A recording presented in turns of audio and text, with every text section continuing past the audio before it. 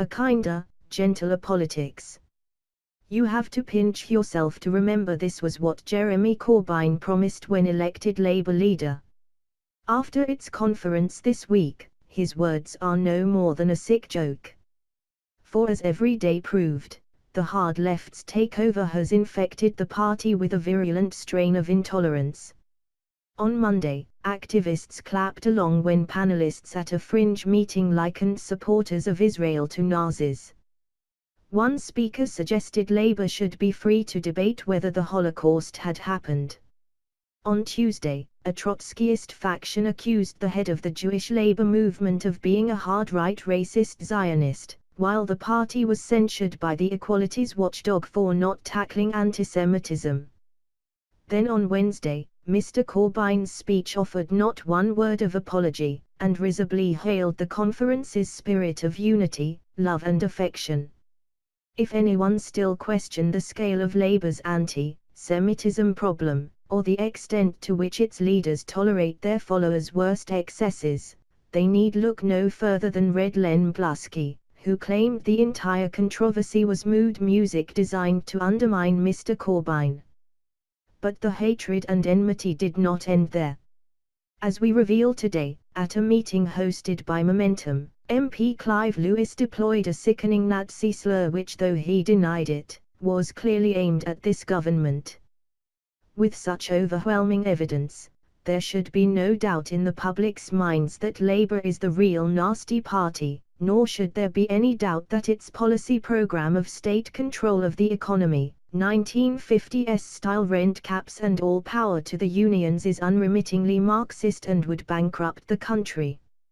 Certainly, the scales should have fallen from the eyes of those foolhardy business leaders who trooped off to Brighton to cozy up to Shadow Chancellor John McDonnell, who was honest enough to admit he expects to provoke a run on the pound if he ends up in the Treasury.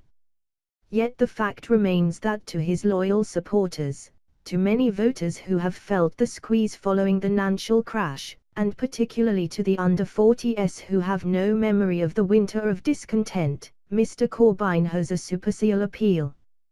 Which brings us to the challenge facing the Tories as they gather for their conference, braced for a stream of invective from the inevitable left-wing hate mob.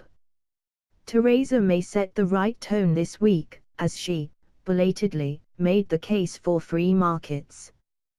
Today she warns of the disaster Corbynomics would inflict on the poorest. But after a survey revealed widespread support for wholesale nationalisation, there is clearly a long way to go.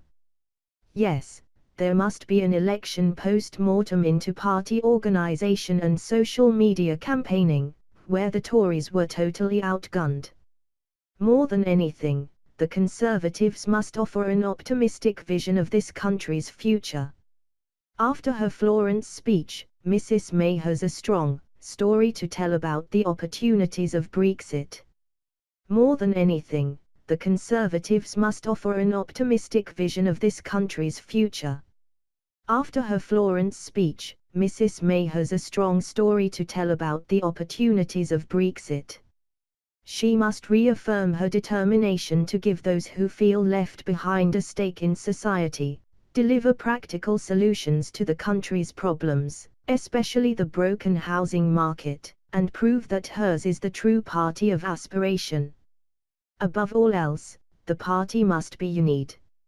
For if the conference descends into infighting, gripped by bickering over Brexit or, even worse, disloyal posturing from pretenders to Mrs. May's throne, the Tories will already have lost.